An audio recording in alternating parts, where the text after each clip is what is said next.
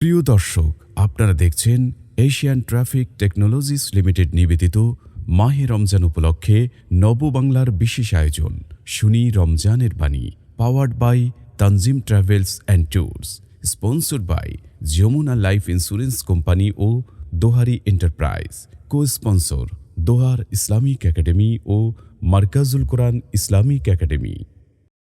আসসালামু আলাইকুম ওয়া রাহমাতুল্লাহি ওয়া বারাকাতুহু।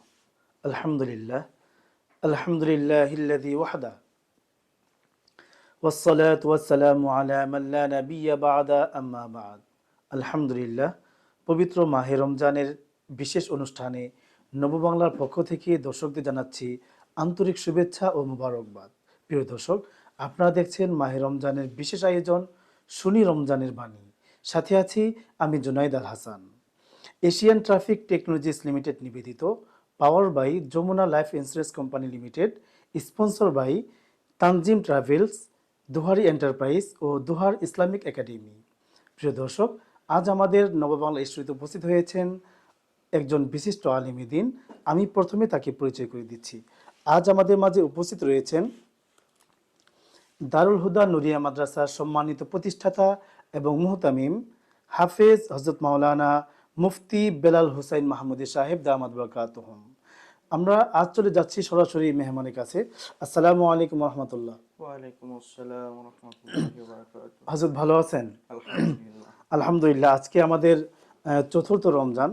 তো চতুর্থ রমজান এসে আমরা আপনার কাছে সর্বপ্রথম যে বিষয়টি জানতে চাই সেটি হচ্ছে, আমরা সারাদিন রোজা রাখি, রোজা রাখার পর আমরা ইফতার করি। তো এই যে ইফতারের মধ্যে আলাদা কোনো ফজিলত আছে কিনা, এই বিষয়ে কিছু জানতে চাই। বাদাল হামদি ওয়াসসালাম। সর্বপ্রথম আমি নববাংলা পরিবারকে আমি মোবারকবাদ জানাচ্ছি এবং যেসব দর্শকরা আমরা দেখতেছি আমাদের এই অনুষ্ঠান, আমি তাদেরকেও মোবারকবাদ জানাচ্ছি। আজকে চতুর্থ রমজানে আমাদের বড় ভাই আমাদের জন্য প্রশ্ন করেছেন ইফতারের ফজিলত সম্পর্কে। ইফতার, এটার অনেক ফজিলত রয়েছে। আল্লাহ সুবহানাহু ওয়া তাআলা আমাদেরকে রোজা দান করেছেন, আমরা রোজা রাখতেছি। ইসলামের 5টি স্তম্ভের ভিতরে রোজা একটি স্তম্ভ। তো সেই রোজা আমরা সারাদিন রাখি। ইফতার সম্পর্কে রাসূলুল্লাহ সাল্লাল্লাহু আলাইহি ওয়াসাল্লাম বলেন, যখন ইফতারের সময় হয়ে যায় তোমরা তাড়াতাড়ি ইফতার করো। রাসূলুল্লাহ সাল্লাল্লাহু আলাইহি ওয়াসাল্লাম অনেক হাদিসে বলেন, যতদিন পর্যন্ত আমার এই দিন থাকবে ততদিন পর্যন্ত আমার উম্মতেরা তাড়াতাড়ি ইফতার করবে, কিন্তু আমার দিন যখন শেষ হয়ে যাইতে থাকবে তখন তারা দেরি করে ইফতার করবে। আর এই ইফতার সম্পর্কে রাসূলুল্লাহ সাল্লাল্লাহু আলাইহি ওয়াসাল্লাম বলেন, যদি কোনো বান্দা বান্দি কোনো মানুষকে ইফতার করায় তাহলে আল্লাহ সুবহানাহু ওয়া তাআলা তার জীবনের সব গুনাহকে মাফ করে দেন। সুবহানাল্লাহ। এবং আল্লাহ রাব্বুল আলামিন তাকে জান্নাত দিবেন। এবং যে ব্যক্তিকে ইফতার করাবেন ওই ব্যক্তির যে পরিমাণ সওয়াব হয়েছে আল্লাহ তাআলা তাকে ওই পরিমাণ সওয়াব দান করবেন। সুবহানাল্লাহ। এবং যে ব্যক্তি রোজা রেখেছিল তার সওয়াবের ভিতরে কোনো রকম কমতি করা হবে না। অনেক হাদিস শরীফের মাঝে আসছে, যদি রোজাদারকে তৃপ্তি সহকারে ইফতার করায় তাহলে আল্লাহ সুবহানাহু ওয়া তাআলা কিয়ামতের ময়দানে তাকে হাউজে কাউসারের পানি পান করাবেন। আর পানি পান করার পরে জান্নাতে যাওয়ার আগ পর্যন্ত তার আর তৃষ্ণা লাগবে না। সুবহানাল্লাহ। তো এরকম অনেক ফজিলত রয়েছে আমাদেরকে ইফতারের এই সময়। এই জন্য ইফতার আমরা যারা আছি নিজেরাও তো আমরা তাড়াতাড়ি ইফতার করব, যে আবার একটা ফরজ বিধান আদায় করলাম, ইফতারটা করা সুন্নাত। এরকম ভাবে অন্যদেরকে আমরা ইফতার করাবো। এরকম পাড়া প্রতিবেশী আছে, এলাকাবাসী আছে, পথিক আছে, আমরা ইনশাআল্লাহ চেষ্টা করব যার যার সাধ্য অনুযায়ী অপরকে ইফতার করানো। আলহামদুলিল্লাহ, ইফতারের ফজিলত সম্পর্কে অত্যন্ত গুরুত্বপূর্ণ আলোচনা শুনলাম। এবার আমাদের মেহমানের কাছে আরও একটি প্রশ্ন, সেটি হচ্ছে, আমাদের ইফতারি যে আমরা করি, কোন কোন জিনিস দ্বারা ইফতার করা সুন্নত, অর্থাৎ এমন বিশেষ কোনো খাবার আছে কিনা যে খাবার দ্বারা ইফতার করা সুন্নত, এই বিষয়ে যদি কিছু আলোচনা পেশ করতেন। আলহামদুলিল্লাহ, আমরা সারাদিন রোজা রাখার পরে আমরা ইফতার করি। রাসূলুল্লাহ সাল্লাল্লাহু আলাইহি ওয়াসাল্লাম বলেন যে তোমরা খেজুর দ্বারা ইফতার করো। যদি খেজুর না পাও তাহলে তোমরা পানির সাথে মিষ্টি জাতীয় কোনো কিছুতে ইফতার করো। যদি তাও না পাও তাহলে তোমরা সাদা পানি দা হলো ইফতার করো, এবং এই সাদা পানি ব্যতীত অন্য যে কোনো খাবারই হোক না কেন এটা সুন্নাহ আদায় হয়ে যাবে। এই জন্য আমরা আমাদের সাধ্য অনুযায়ী আমরা খাবার তো রাখবই, সর্বপ্রথম আমরা খেজুরটা রাখার চেষ্টা করব। খেজুর যদি না থাকে তাহলে আমরা মিষ্টি দ্রব্য জাতীয় কোনো কিছু রাখবো। আলহামদুলিল্লাহ, মাশাআল্লাহ, আমরা চমৎকার এতক্ষণ আলোচনা শুনলাম।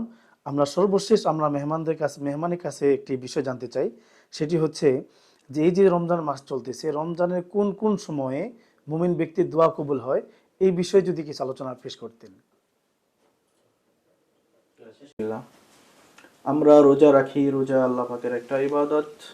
তো দোয়া রোজা অবস্থায় সব সময় কবুল হয়, তবে হাদিস শরীফের মাঝে আসছে যে আল্লাহ সুবহানাহু ওয়া তাআলা ফেরেশতাদেরকে ডেকে বলেন, হে আমার মালাইকারা, এতদিন তোমাদেরকে আমি যে দায়িত্ব দিয়ে রেখেছিলাম, এখন রমজান মাস চলে আসছে, তোমাদের ওই দায়িত্বকে মওকুফ করা হলো। তোমরা এখন শুধু ঘুরতে থাকবা, আমার কোন বান্দা বান্দি তারা আমার কাছে দোয়া করে, তোমরা ওই দোয়ার সাথে শুধু বলবা আমিন আমিন। এই জন্য আমরা রোজা অবস্থায় আমরা দোয়া করব। যে কোনো সময় আমরা দোয়া করতে পারি, তবে ইফতারের আগ মুহূর্তে দোয়া কবুল হওয়ার কথা বলা হয়েছে। আবার সেহরির সময়, সেহরি খাইতে যখন আমরা সিহরি খাই যখন আমরা, তখন আমরা দোয়া করব, তখনও দোয়া কবুল হয়। অন্য যে কোনো সময় আমরা দোয়া করতে পারি। আবার রমজান মাসে দেখা যায় আমাদের মা বোনদের যে তাদের একটা সমস্যা হয়, যে একটা রোগ হয়, যেটাকে আমরা মাসিক হিসাবে আমরা জানি, তো তারাও এরকম ভাবে দোয়া করবেন, ইস্তেগফার করবেন, জিকির আজগার করবেন কাজের ফাঁকে ফাঁকে। তা আল্লাহ তাআলা সর্ব অবস্থায় দোয়া কবুল করবেন ইনশাআল্লাহ। জাযাকাল্লাহ আহসানুল জাযা। অসংখ্য ধন্যবাদ আমাদের ইফতারের ফজিলত সম্পর্কে আলোচনা করে শোনানোর জন্য। প্রিয় দর্শক, আমাদের অনুষ্ঠানটি দেখতে চোখ রাখুন নববাংলার ফেসবুক পেজ এবং ইউটিউব চ্যানেলে।